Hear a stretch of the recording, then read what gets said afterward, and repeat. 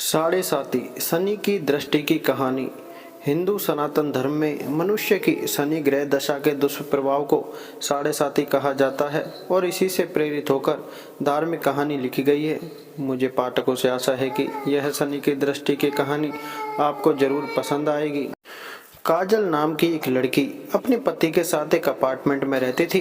काजल का पति राहुल एक सॉफ्टवेयर कंपनी में टीम लीडर के पद पर था।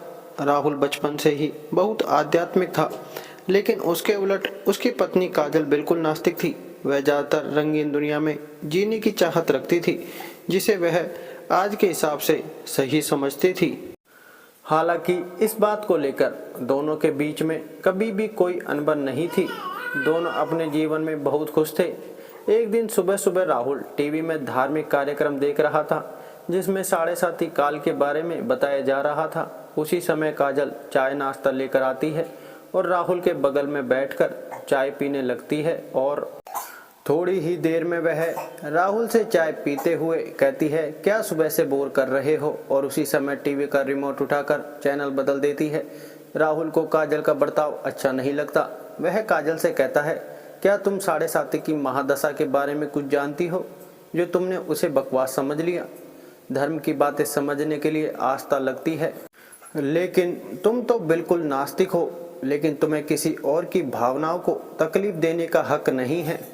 काजल को राहुल की बात से ग्लानि महसूस होती है और वह राहुल से माफ़ी मांगते हुए वहीं शनि भगवान का कार्यक्रम टीवी में दोबारा से लगा देती है। राहुल काजल को बहुत प्यार करता था। वह मुस्कुराते हुए कहता है, अरे कोई बात नहीं, चलो आज शनि मंदिर चलते हैं।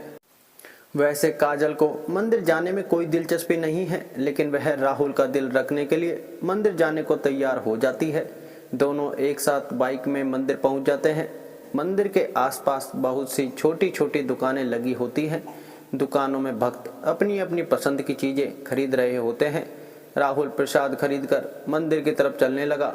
वहीं सीढ़ियों पर एक बाबा काले कपड़े पहने बैठे हुए थे। राहुल उनके कटोरे में कुछ पैसे डाल देता है और काजल के साथ मंदिर चला जाता है। मंदिर में शनि भगवान के दर्शन करने के बाद पुजारी से प्रसाद लेकर दोनों सीढ़ियों से नीचे उतरने लगते हैं और जैसे ही वह नीचे आते हैं, वहीं बाबा काजल को देखकर कहते हैं, बेटी अपना ध्यान रखना। काजल बाबा को प्रणाम करके राहुल के साथ घर आ जाती है। दरअसल बाबा बहुत तेजस्वी थे। उन्होंने काजल को देखते ही महसूस कर लिया था कि उनके ऊपर शनि की दृष्टि पड़ चुकी है, जिससे उसका साढ़े साती शुरू हो चुका है और उसके जीवन में संकट के बादल गिर गए हैं। काजल के घर पहुंचते ही उसके सर में दर्द होने लगता है। काजल राहुल से कहती है, आप थोड़ा मेरे लिए चाय बना लीजिए, मेरे सर में बहुत दर्द है। राहुल काजल के लिए चाय बनाकर ले आता है। राहुल को ऑफिस जाना होता है, इसलिए वह तैयार होकर जल्दी निकल जाता है। काजल घर के काम खत्म करके दोपहर को सो जाती है। शाम को राहुल अपने ऑफिस से घर आता है।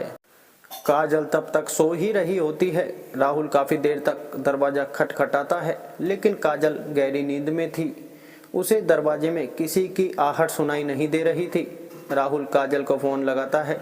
फ़ोन की घंटी सुनकर काजल अचानक नींद से जाग जाती है और जैसे उसे पता चलता है कि राहुल दरवाजे पर खड़ा है, वह जल्दी से जाकर दरवाज़ा खोलती है। राहुल काजल से प्यार से पूछता है, क्या कर रही थी, इतना टाइम क्यों लग गया? काजल आंख मीचते हुए कहती है, पता नहीं कैसे इतनी ज़्यादा नींद लग गई कि आपकी आवाज़ सुनाई ही नहीं दी। राहुल अपना सामान रखकर बाथरूम में फ्रेश होने चला जाता है। उसी समय राहुल के मोबाइल में एक मैसेज आता है। काजल की नज़र अचानक मोबाइल पर पड़ती उसमें दिल के निशान के साथ प्यार भरा संदेश दिखाई देता है। मैसेज देखते ही काजल के रोम रोम में आग लग जाती है, क्योंकि वह अपने पति से बहुत प्यार करती थी और यदि वह बेवफा निकले तो उसे बर्दाश्त नहीं होगा। काजल की आंखों से आंसू निकल आते हैं। उसी समय राहुल बाथरूम से बाहर निकल आता है।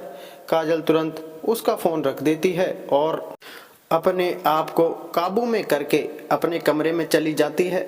वह सोच रही थी कि अगर राहुल उसे खुद इस मैसेज के बारे में बताएगा तो ठीक है, नहीं तो वह इसके बारे में कभी बात नहीं करेगी और उसकी ज़िंदगी से हट जाएगी।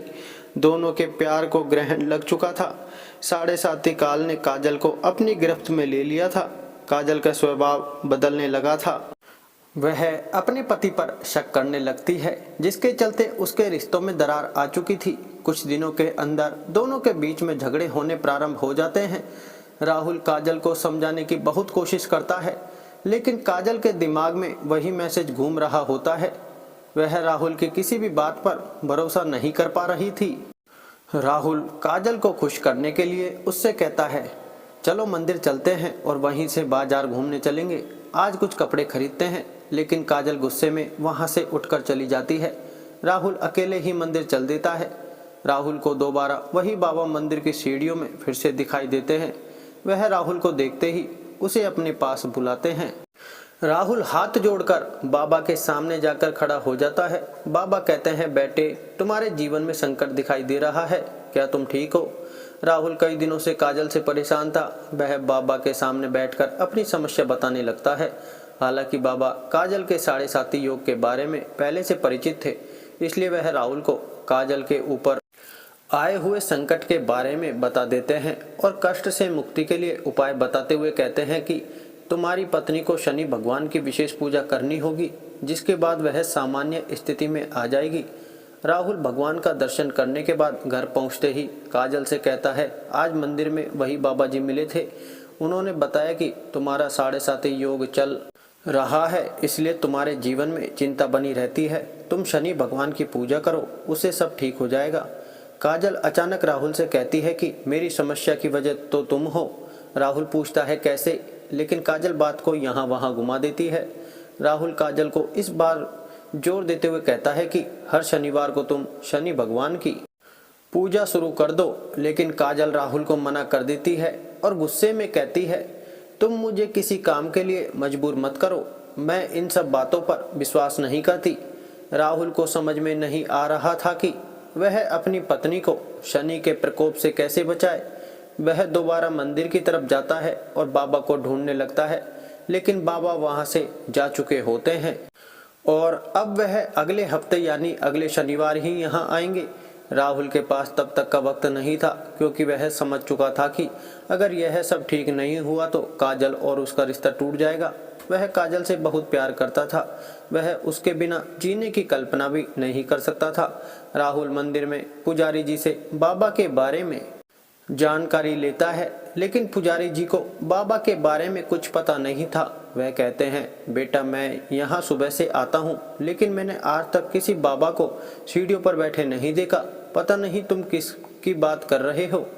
राहुल को ताज्जुब होता है, क्योंकि वह 2 बार बाबा को मिल चुका था। वह शनि भगवान के सामने हाथ जोड़कर कहता है, प्रभु, मुझे बाबा से मिलना है। और इतना कहते ही राहुल मंदिर से नीचे उतरने लगता है।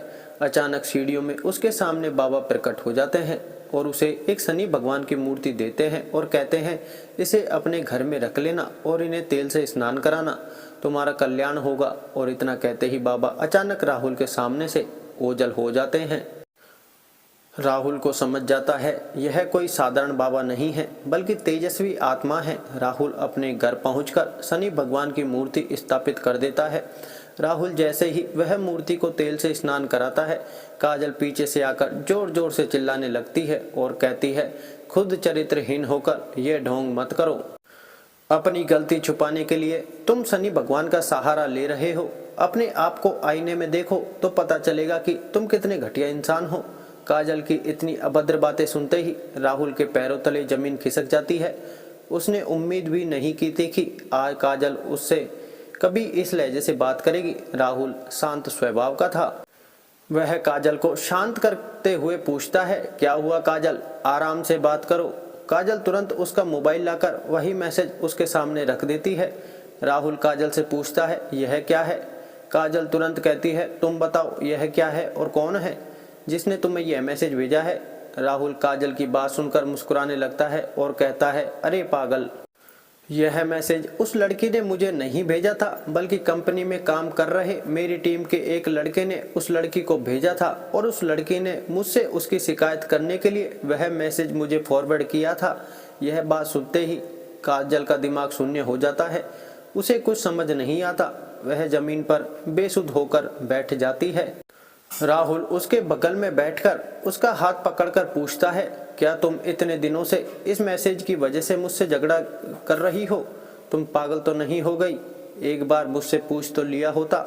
मैं तुम्हारे अलावा किसी और लड़की के बारे में सोच भी नहीं सकता। काजल जोर जोर से रोने लगती है और राहुल के गले लग जाती है।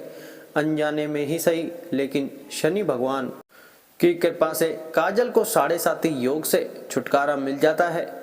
दोनों के जीवन में फिर से खुशियों को न्योता मिल चुका था।